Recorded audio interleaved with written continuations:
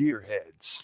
Welcome back to Geo Gearheads, episode 463. I'm Daryl W4, back as usual with Chris of the Northwest. Hello there. Daryl, how are you doing this week? Pretty well, and I think that's my record time for an intro. That was pretty quick. It was. Yeah. I don't know why I felt I had to do it so quickly this time, but I had to get it on. Next week, I'm going to make sure you get a quadruple shot latte, and then we'll see how fast you can do it. Oh, wow. Well, and next week, we'll get into this a little bit early. We're going to do something very different. Now, as most of you guys know, both Chris and I work in IT, and this kind of all got triggered, really, to me, by one of my neighbors running across the lawn. Daryl, you'll know what to do.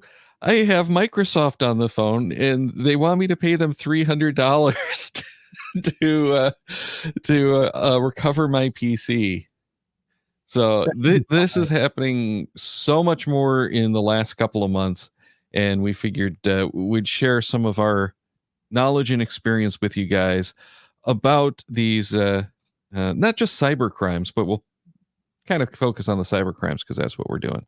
Yeah. But yeah, it's gotten really bad this year. Maybe share a horror story or two. Yeah. Fortunately, I don't have a whole lot of the horror stories. I've got a couple of good ones. Which is why, most of mine are kind of funny because people caught it in time. And it doesn't take much for someone to go, wait a minute, this doesn't seem right. Mm-mm. But yeah, so we'll get into that next week. Yeah. Most of the cyber crimes are really more social engineering or con jobs. And they've gotten really good at doing that. And the best part is, and we'll talk about it more, we're giving them that information. Yeah. It's just freely out there. So tune in next week for that one. But this week, we're going to be talking about adventure labs, which are a lot more fun for sure. And not as risky. I don't know about that. Oh. Because you could conceivably walk off the edge of a cliff as you're trying to read that description. That's true. So these adventure labs could be more life-threatening. Wow, dun, dun, that's dun. kind of scary. All right. Before we get into the adventure labs, though, Merlin1392 did actually send us the link for that Happy Holidays mission, that Joy Noel, I believe it's what it was called. So we'll include that in the show notes. But it is November 26th for the deadline if you want to participate.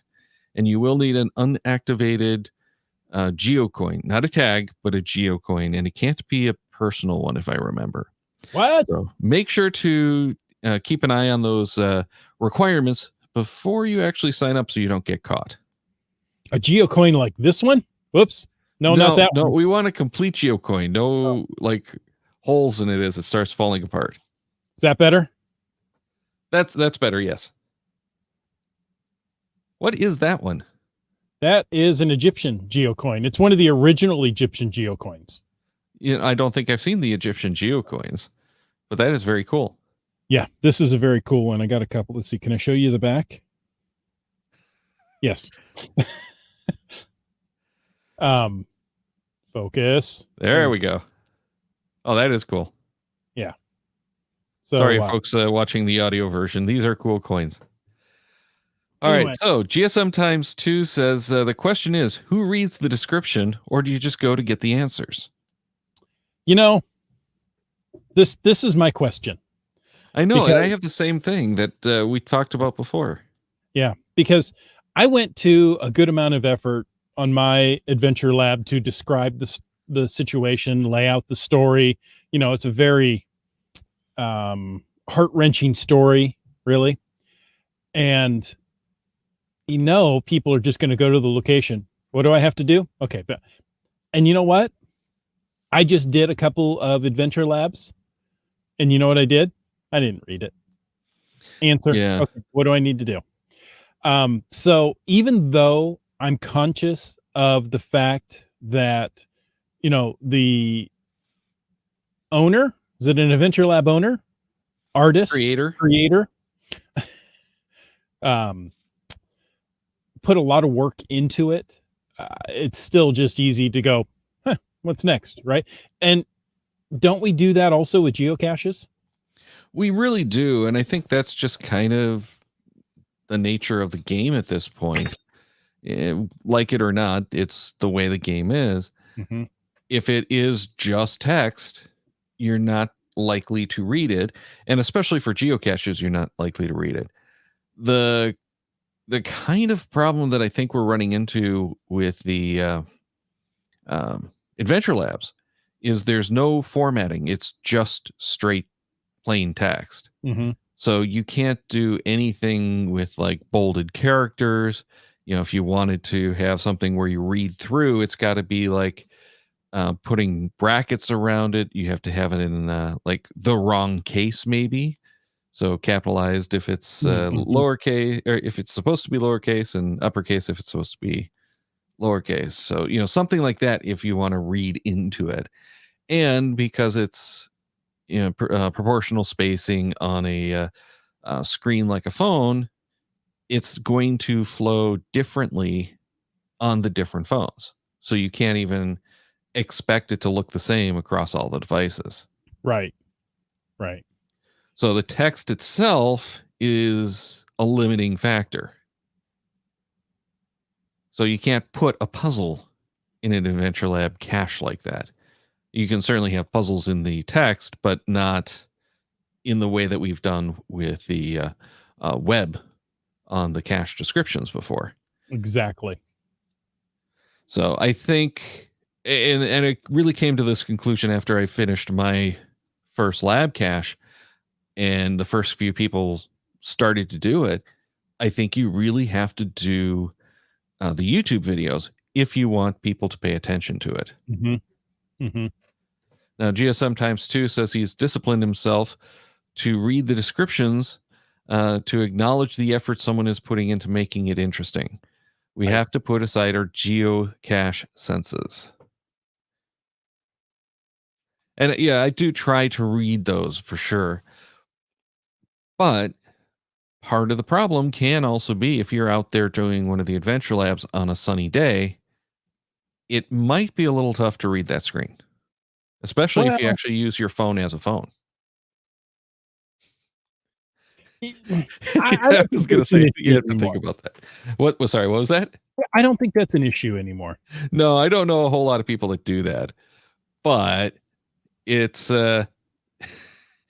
it's really annoying when you've got the phone that someone actually uses as a phone and you have to clean it every time you want to try to find something, which is also a problem when you're trying to be stealthy. Mm-hmm. G Nice says I should get my Adventure Lab out and quit trying to make it great. You know, great is the enemy of good because you spend a lot more time making it great than just making it good. And people could be out there finding it. That's exactly what I went through, Genies. And Well, and part of the trouble is if you make it great, it might fall on its face. You know, if you assume something and it's all kind of based around that assumption, but no one else knows what it is, then you're kind of in trouble too. So I would focus on making it good and usable, and then maybe you'll get a second one in the future or a third one or fourth one that you can really start to finesse. But it does take some effort to learn an Adventure Lab, and it takes some experience, I think, to make even a good Adventure Lab. You know, the one that I put out, I don't really consider to be good, but at least I tried to make it that way. Mm-hmm. And GSM times 2 has a really good point. You can edit it after it's published to make it better. So I agree, if but you've got I'm having problems with that. Oh, are you? Yeah, mine I had to update the chords because I messed up when I accidentally deleted the whole thing. I hadn't put the updated chords into the text in the notes. I went and put them right into the Adventure Lab. So when I pasted it back in, I had the placeholder chords, which were the original cache location for the bonus cache. People are still getting that despite several unpublished and republishes. So something isn't working. I contacted geocaching.com and got the, hey, we're not aware of any problems. Send us screenshots. And of course, I have to get the screenshots from the people having the problems. Right. Which makes it very, very tough to get them the screenshots. I wonder if there's any caching or buffering going on with the app that, you downloaded it, don't have great data where you are.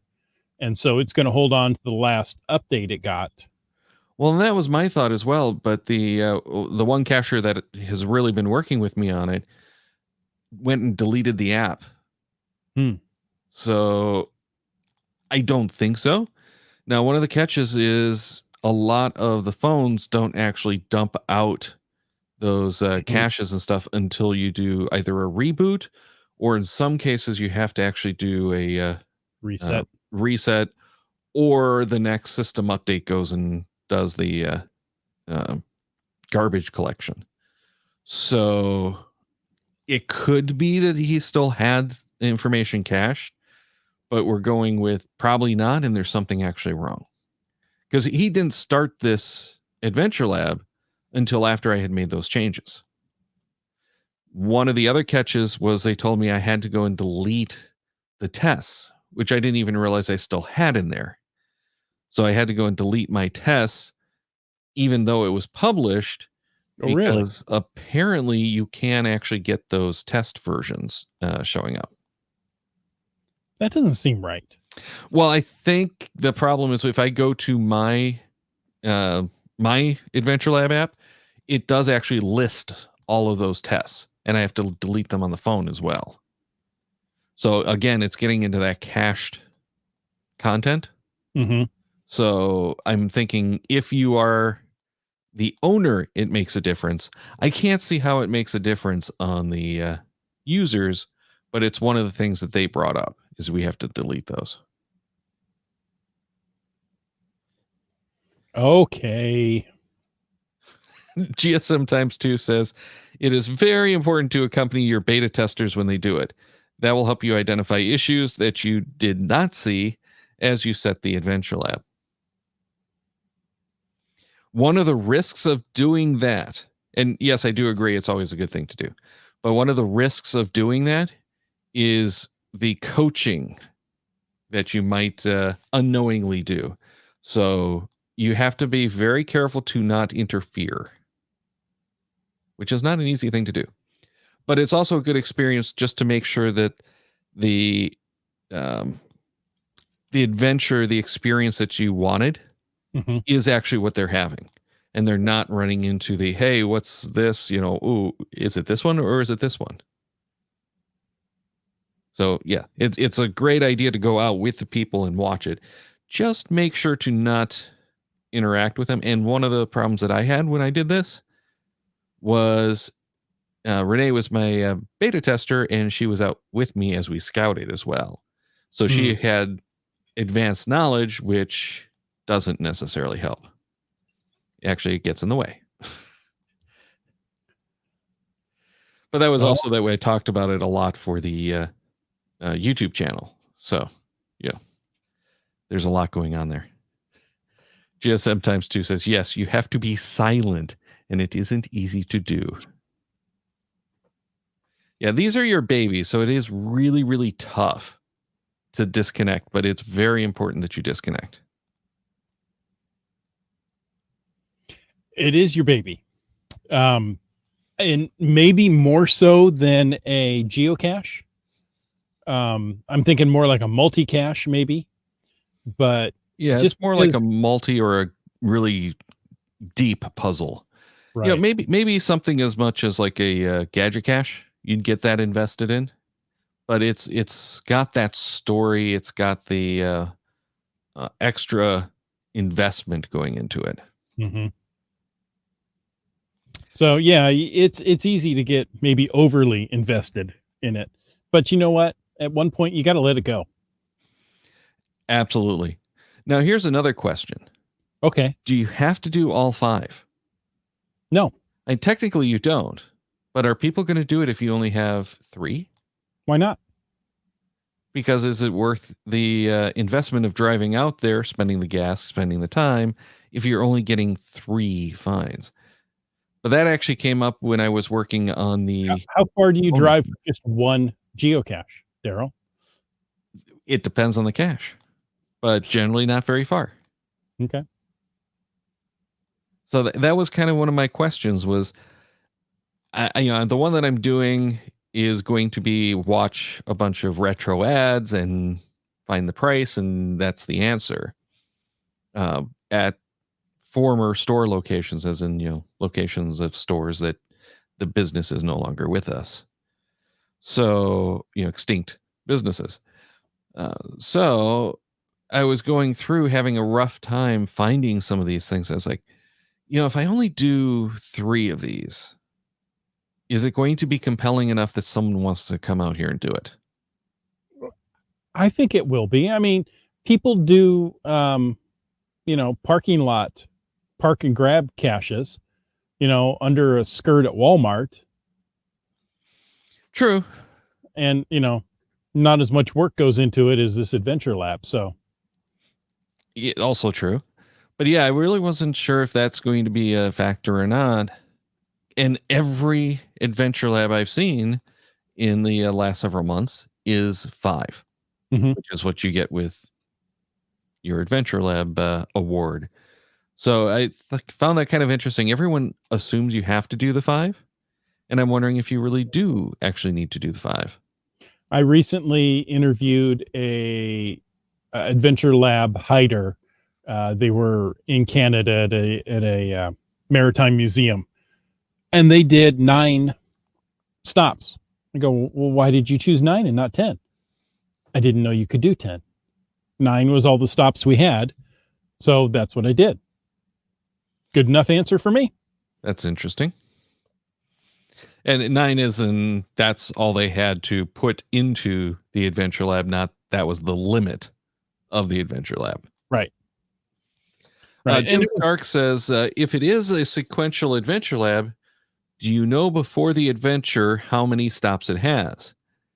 And the answer is yes, but it does take a little bit of effort because you have the ghosted dots that tell you where they are. Mm-hmm. It's not precise, but it's the ghosted circles on the map so that you can count how many stops there are and see roughly how far you're going to have to be traveling. And GSM times 2 says the people he talks to have trouble paring down the number of locations to 5, which is also another problem. Mm-hmm. You have to pick your 5 best locations and limit yourself to that.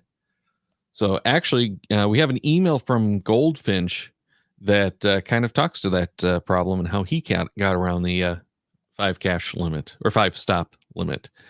Chris, are you up for reading that? I will do my best. I will endeavor to read this in the manner in which it was sent. Goldfinch says, I have an idea for a set of adventure labs, but I did not have a credit for one, and I needed a total of 15 in order to do it. So I reached out to fellow cachers, and Grey Wolf 5, Karatana, and Navy Chief 98 agreed to the idea. So the idea is based on a multi-cache that Basswood Bend had out, and it was archived in 2015. I also got his approval to use this idea. They include ghost town, cemeteries, legend, famous people, great views, local history, a lighthouse, a memorial, and more. And of course, not included, but there are numerous wineries and geocaches along the route.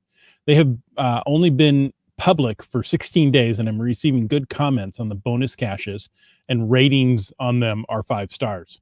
All 15 labs and 3 bonus caches can be done in around 2 hours if that's all you're interested in doing. On the other hand, you could spend all day enjoying the area. And he did give us links to all of the bonus or all of the lab caches. So we'll put those in the show notes for anyone who's interested in checking that out. It's the Old Mission Historical Tour 1. So This actually gets back to kind of what the team in Spokane did with their Geo Trail for the year. Right. Kind of. Yeah. To if you don't mind me reading the start of the description of the first old Go right ahead. historical tour. It says this drive will show you some great views, spectacular homes, and a touch of the local history. This is part 1 of 3 Adventure Lab cache series. Each series has 5 lab caches for a total of 15 lab caches. Each tour also has a bonus cache. They are meant to be done in order for best results. So that, I think, right off the bat sets your expectations, Absolutely, yeah. right? And this is a theme. It's a single theme, unlike the Geo tour that the guys in Spokane did. Mm-hmm. So this took a little bit more work in, I guess, one of the advantages to some people, but maybe disadvantages to others, is because it's a group effort and it's all planned out, you have far less effort on your own to actually plan out the Adventure Lab. And it is one cohesive unit that works well together. Mm-hmm. And it's kind of an interesting concept because even though they're 3 different series, I almost said 4, they're 3 different series, it's still 15 finds whether you had 4 adventures of, 4 each, or if you had, it's still the same number of finds. Because Well, the actual 18 series doesn't technically, count. if you count the 3 bonus geocaches. Right. No, yeah. But I'm talking about the actual Adventure Lab series. There is no award for finishing a series, at least not yet. Oh, like no souvenir. No souvenir. There's no count in the app that says, hey, you finished, 15 Adventure Labs. And that's, I think, one of the things. If we had that, the discussion of do you do 3 or 5 and whether it be appealing with only, 1 or 2, that math changes dramatically if there is an award for finishing the, or stat for finishing an Adventure Lab. Because now people are going to go for those 1s or 2s so that they can tick off more Adventure Labs. Okay, Daryl. When you finish an Adventure Lab, you do have a screen to pop up where you can put in text. You could put in a graphic and make your own souvenir. You could. Yeah. By all means. But there's no stat for it. And that's kind of what I'm getting at. Okay, so my last page is you completed 5 of 5. Congratulations. There. Hey, it works. It would be something, wouldn't it? I don't know if Yeah. it'd be any good, but it'd be something. GSM times 2 says that this sounds like and we're talking about the old mission Adventure Lab. It sounds like a mini version of the Lincoln Highway Adventure Lab project. And that's another good example that I had totally forgotten about.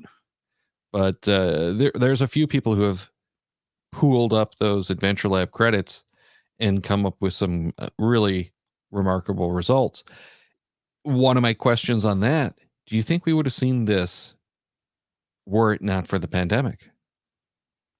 I think Adventure Labs have changed the way people are geocaching during the pandemic.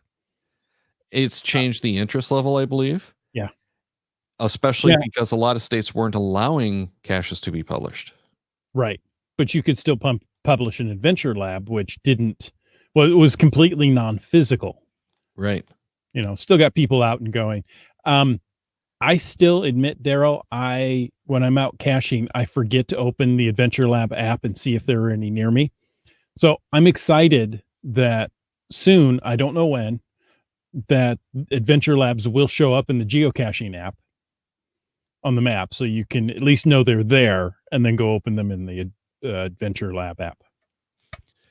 And that's one of those things that I'm really looking forward to. But I don't think it's going to make a difference for me personally because I am not a geocaching app user. I use the Cachly app, and the availability of Adventure Labs in the app is not going to be enough to make me jump over. Now, I still always have it installed, so I might actually switch back and forth. Well, will it show up on the Cachly app? I mean, will it just be like in the initial version? No, it's only going to be the geocaching app. Oh, and that could change. the last thing we heard was that it was not going to be made available in the API until next year, but they were going to sometime next year, they hoped, but they were going to get the geocaching app up. And I thought the last thing was fall this year, which is kind of over. Is now. Yeah. Yeah.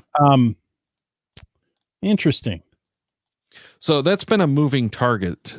They've had other things that have taken priority, so it keeps getting kind of bumped down the list. And they are still working on the Adventure Lab app itself, including an update today on iOS at least, that did fix a number of little glitches. Oh, did it? Yeah, including on iOS, it used to be the noise for the completion plate. It stopped whatever was running in the background. So if you had a podcast or something going, it would stop that, and you had to go back and switch to the other app. And obviously, because that's more important. Yeah. It is kind of frustrating too when I have navigation going and I'm punching in the next location, punching the completion code, and it goes and kills my navigation. Mm-hmm. GSM times 2 is another big reason that Adventure Labs took off, is they don't require reviewer approval. Absolutely.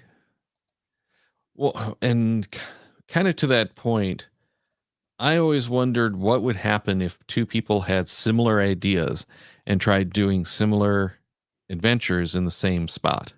So, I worried that somebody was going to take my spot. Yep. Is there any way to reserve it? I mean, by putting the locations into the Adventure Lab, does that hold the spot? As far as I know, you can, and because I've seen it on several others, you can have overlapping locations. It doesn't make it necessarily easy to do, but you can have overlapping locations. So one of the first of the new series of Adventure Labs that I had done was actually one of the locations we were looking at doing the Adventure Lab for ourselves, and it was totally different than anything we had considered. So that's what gets me kind of excited about seeing those adventures in the same location. Is I think we're going to see some very different takes on the same things. So in this case, we were looking at doing a history tour. They just did more of like a general points of interest. So there wasn't actually any overlap, even though we were at some of the same locations. But you could have someone do like an art tour, another person do a history tour, and another person do an architectural tour, taking you to exactly the same locations, and all of them be totally different. All you need is 3 devices at the same time. You can actually go in and out of the Adventure Labs. Yeah. So it would only be one device. But yeah, keeping an eye on all 3 at the same time would be a little bit mind-bending. You were going to read another comment from GSM times 2, though? He wants to know how many people get locked in the other direction. When doing Adventure Labs, how many people forget to look for geocaches? I do. So is it worthwhile then in your Adventure Lab description or completion page to say, hey, by the way, there's a geocache right over here you might want to look at? I actually called them out on mine. Okay. But that was in part on mine. I was trying to make it the city planner pitching to geocachers to get them involved. So I was like, hey, look, there's another cache right over here. See, we're a caching community, even though, there's not enough caches in town to make it a caching community. Yeah, I figured it'd be an interesting way to kind of enhance the process in the story.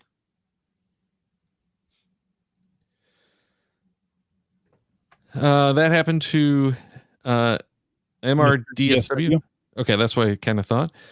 He planned and published an Adventure Lab in St. Louis Obispo which I probably just butchered, and I'm sorry about that. San Luis Obispo. Oh no, San Luis Obispo. Abysmo. Okay. I like to say abysmal. And a local person used 2 of his locations. Ooh. San Fun. Luis Obispo is But gorgeous. GSM times 2, did it impact his in any way? Or, because I do worry if people are going to do that and you have the same questions. You don't want the same answer in 2 different adventure labs. That's just silly. But as long as it's a unique experience and they're calling you out to different things, then I'm getting excited about it. Let's jump on to an email that came in from Super Ted. I've recently set my first Adventure Lab cache here in Cardiff, Wales. I like them, especially those with a bonus cache attached, but then they don't quite give me the same buzz as finding a physical container. I'm looking forward to seeing how they develop, especially seeing if they can be made slightly more challenging. Here in the UK, we've had yet another head around the idea of partnering Adventure Lab caches with nonprofit organizations. Geocaching HQ kindly picked up on a small press article published earlier today about my lab cache, and we're wondering about a partnership cache. I'll be listening to see if I can pick up any tips on the show. And of course, we'll link to the Retired Scientist Gets Geocaching Trail at popular Cardiff attraction. That's right. A retired scientist of Cardiff has designed a game that's played electronically on your smartphone while you wander around the popular Cardiff beauty spot, Roth Park Lake and Botanical Gardens. Yeah, I was going to go with Roth. There are generally multiple locations to visit to answer a question, and you enter the correct answer, and you will hear a satisfying jingle. Wow. But I thought that was very cool. And the adventure, or the lab caches, when they originally dropped, were all about those. I shouldn't say all about. They were mostly those like sponsored or more commercial exploitation of it, including, as I recall, a beer tour at headquarters, the geocaching headquarters. I did that. I really liked that concept for, the tour guide kind of thing. And that still, I think, needs to be developed a little bit. Mm-hmm. And so like that you said, it's not challenging enough. Yeah. And I would love to have something other than a text field at the end to enter. Well, yes, but you have to make it generic enough that it works on all phones. Absolutely. But why not have a pop-up or a radio button list with maybe like 5 or 6 options? So that way you don't have to worry about the spelling errors. Give them the option to do one or the other, Yeah. I mean, how much you can't do HTML formatting. So how much HTML stuff can you do?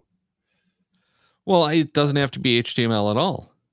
But it's HTML-ish, being a list or a radio button. Yeah, well, no, but I'm thinking even give an option to do either a text box or the pop-up or a list, whichever they decide on.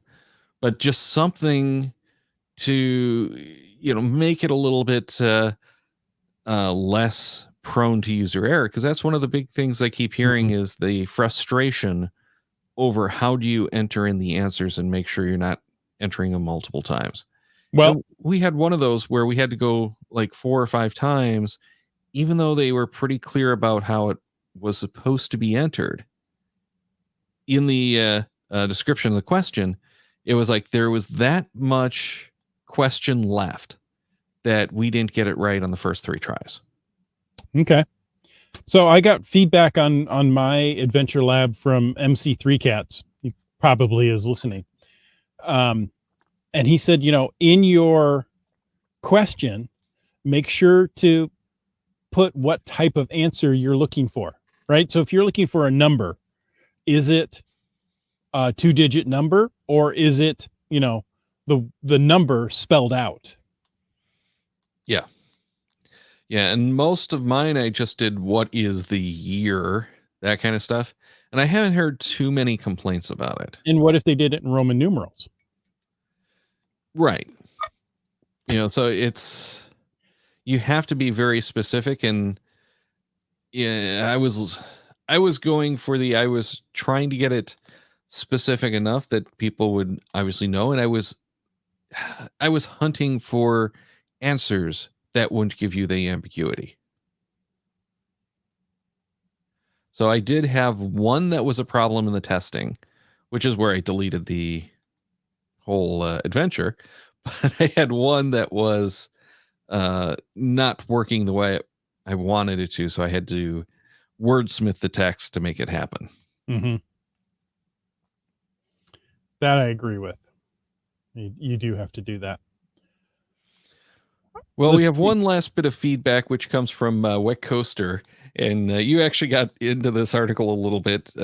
He just says, "I'm not sure what to make of this," to an article about Watch Dogs Legion geocache adventure brings the fight to Toronto.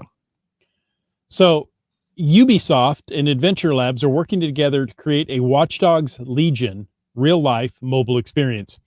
Now, not being the video game aficionado that I should be, I have no idea what Watchdog Legions is. From the one screenshot I see, it looks like a first-person shooter. The Watchdog It's Legion, Ubisoft, which I don't think they do much in the first-person shooter realm. I'm thinking it's more of an RPG. Okay. But Ubisoft does a whole bunch of stuff. Yeah, they do. Including like the game that I know best from them, unless I'm showing my age here, but unless I'm mistaken, was Bushido Blade. One of the best fighter games I've ever played. In case you want to know, it's currently 20% off on the Ubisoft store. You got to like the Black Friday sales. Yeah. Let's see. Get the enjoy. Give me a description here. Here's the overview. I have to be of legal age to look at this. Ooh. I can't tell you what it is, Daryl. Hold on. We can't do it on the podcast. We'll get dinged. And the overview is a picture. Oh, okay. Nice. I was kind of expecting the research department to pipe up and tell us what it was. Yeah. So I guess the research department is also equally as perplexed by modern games. Okay, we know Fortnite, we know Call of Duty, that kind of stuff, because they're the big name games that everyone knows. All right, so yeah, it's an interesting concept from what I saw in that article, though, because they're taking the game, which was developed in Toronto, into the real world in Toronto, and hopefully kind of getting people outdoors and get some fresh air and kill some of those germs. Right. So those who download the Adventure Lab app will be able to access 5 locations around Toronto, the city where the game was developed. You'll figure out the experiences, skill testing questions, and be able to recruit a member of the resistance in the companion experience. Further, if you hit all the stops on the mission, you'll also get exclusive content and Ubisoft interviews. While Watchdog Legion takes place in a future version of London, the player's goal is to recruit as many residents as possible to stop Albion, a private security company, and liberate the city. Interesting. More interesting is we figured out what's going on with their research department. Apparently, someone told them it was lunch break or dinner break. They're stuffing their faces with pizza. Well, as one should do on a Thursday night while listening to Geo Gearheads. Wow. Keyboard protection takes on a whole new meaning. Yeah. GSM times 2 says, we're interacting with you, not a game player. Okay. Anyway. So, yeah, we haven't touched on the infamous... Sorry. Pizza. Yes. I like pizza. Really? That comes as a surprise to me. I never would have guessed. That's just something I never would have guessed about Pizza Ninja. All right. Anyway, so the one thing that we haven't touched on really was the big question that we kind of started out the whole Adventure Lap Awards rewards season with, which was sequential versus random. It's all about storytelling. And I really prefer the random, but I also appreciate the sequential now more than I did originally after having gone through the process.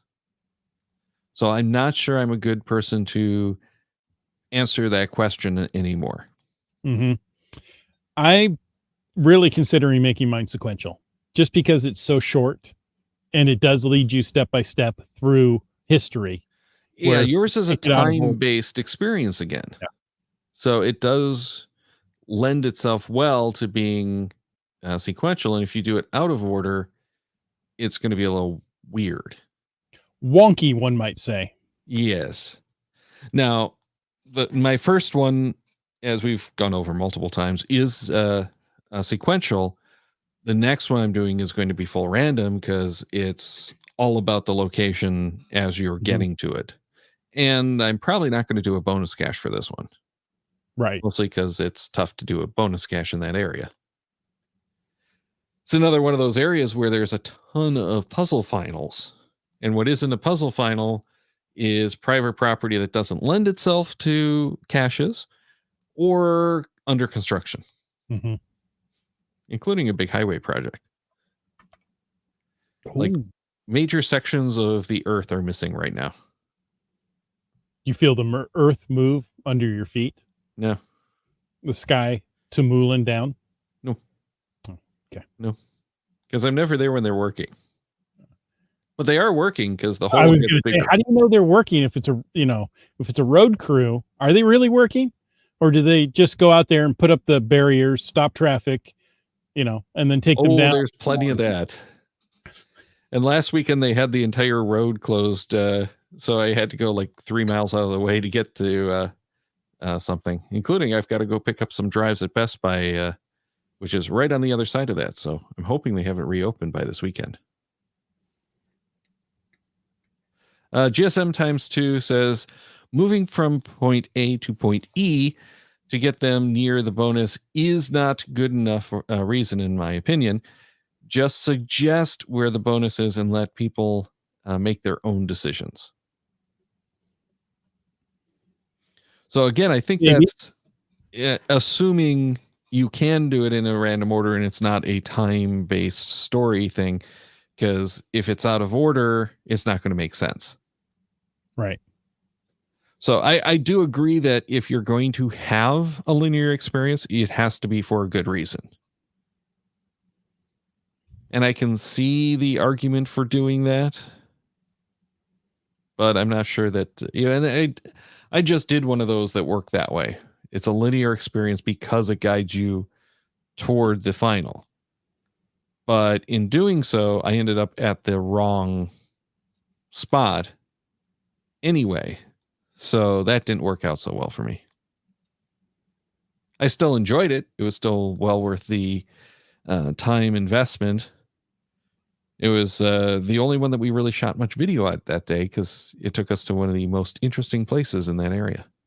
And that's a little historic village, which is not actually like truly historic. There are some historic, but it's mostly recreations.